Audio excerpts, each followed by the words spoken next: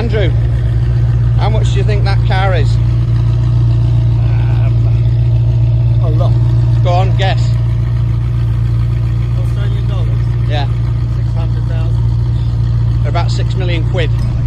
That's what the lawyers are doing. They're still searching for keywords. Well, I think you're probably right in many cases. This is actually Chris's brewery. I don't know how we've turned up here, but this is Chris's brewery. Where is it?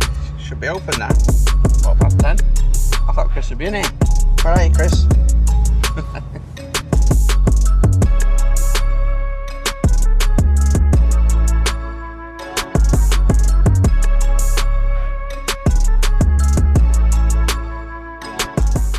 So we're here today. I'm just here to film Andrew Goddard KC, who's flown in from Hong Kong for the SOCLA conference. So we've got 3 cars here. We've got the 612 Scaglietti, we've got the Aston Martin DB7, and we've got the Ferrari 348. So today I think the interview with Andrew is going to be in the DB7. This one's nice and calm. That's a bit objectionable. And this one over here is just pure quality and overrides the others.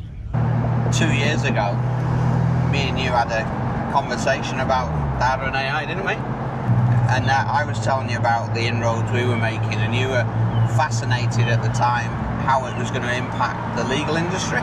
And you were onto it before anybody else, in my opinion, because we talked to lots of lawyers and nobody really was debating it or discussing it. But it was very, you really were into it, weren't you? Like you, I'm involved in big construction infrastructure disputes. Yeah. The reason I think it's got the power to be transformative in terms of what I do and what you do is because these disputes, it's the facts which are so important. Yeah. Right, of course the law is important as well, but if you haven't got hold of the facts, if you haven't mastered the facts, you're not going to know how best to articulate your case, present your case, what evidence you're going to need, and so forth. Of the 348. Well, it's very red, very red.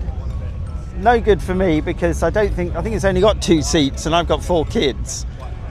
But personality-wise, for me, this is the sort of David Barnes of cars. A bit racy like Barnes. We're just doing one at the moment, an arbitration, where we were given literally 100,000 documents. And that was whittled down from the lawyers, and they said to us, can you basically help us? So we built an agentic model that basically goes into all of those documents, and we look at what's happened and what we can see from the documents, and we've actually taken all the quantum from it, and we've tried to map it back to the facts of what we can see on the drawings as to change from the correspondence, and then we're actually mapping it back to how it's impacted the program. And we've done the quantum side, we've mapped it back to the drawings, we've got the whole narrative, the story, all the facts there, all supported, and when it brings up the facts, it's already got them, so you know where they are. So they're already linked for you. It presumably is cross-referenced to a unique document reference. Yeah. If I've got 100,000 documents or so, I'm going to want them obviously ordered in particular ways. Yeah. Now, for that to be done by a human or by a team of humans is going to take an enormous amount of hours and an enormous amount of money. You're going to have a much more accurate picture of the facts. Yeah. And then what interests me is once I've ordered the documents, then interrogate those documents using AI. I can ask it increasingly sophisticated questions. Yeah. And one of the things I'm usually very interested in is inconsistencies in the documents, where people have changed what they're saying now from what they were saying a few years ago.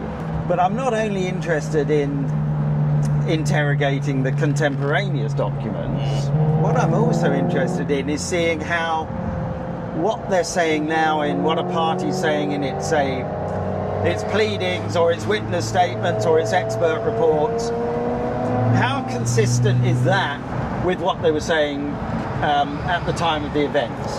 Yeah. Think of the Aston Martin DB7. What comes to mind? Well, it's nice, but it's not exactly rock and roll, but it's more sort of debonair and smooth, I'd say. You know, maybe a bit like, do you know Rod Noble? I think we, at the moment, in what we're doing, is we're well ahead of the game. We've actually taken all the facts and we can impact programs, and we're just teaching the different methodologies now as to how to impact these programs. And it's going to be revolutionary, because we reckon we've already done it. We've already seen it done, but we're about 80% of the way there, and we're going to have our own delay analysis that we'll be able to do off the facts. And then as we get more facts, we can rerun the analysis. Yeah. And also what we can do is, as we get the other sides, we can see where it's wrong. And that's going to be the insane thing as to how... No, but I think that's a game changer, because if you can run different permutations of the facts... Yeah. If we're wrong about this, and this didn't happen, as we say, what's the impact? Yeah. Or take a legal point, if you like. What if this event isn't a variation, say? Yeah. Well, how then does this impact the analysis? Yeah. And the other thing is then say, well, okay, let's run a different methodology.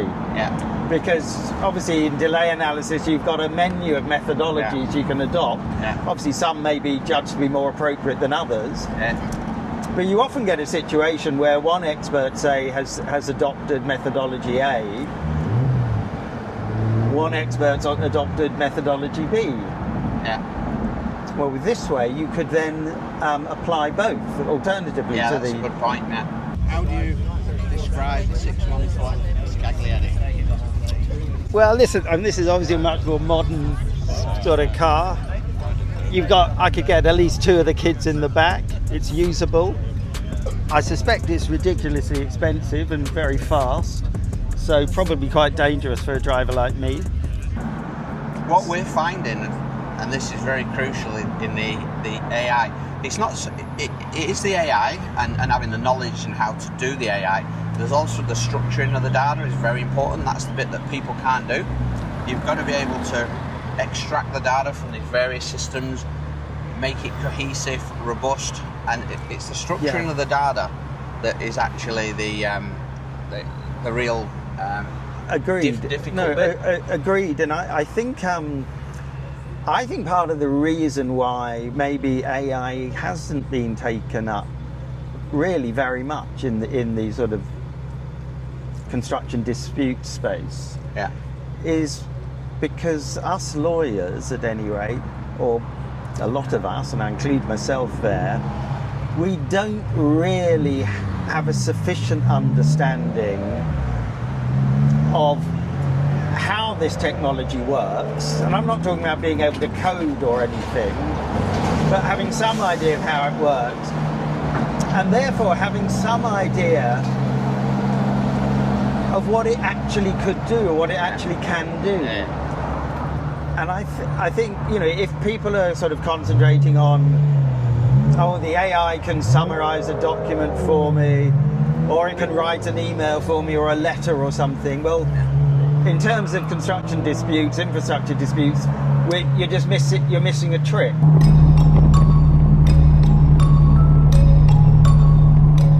We've quickly found that it's not about having data analysts and guys that can do AI. It's about guys that understand construction and have been QSs and can do the AI and the coding and the structuring of data. And that's what we're finding now. So we're finding that once we've done all the analysis, we've got to look at the analysis and say, does it make sense, right?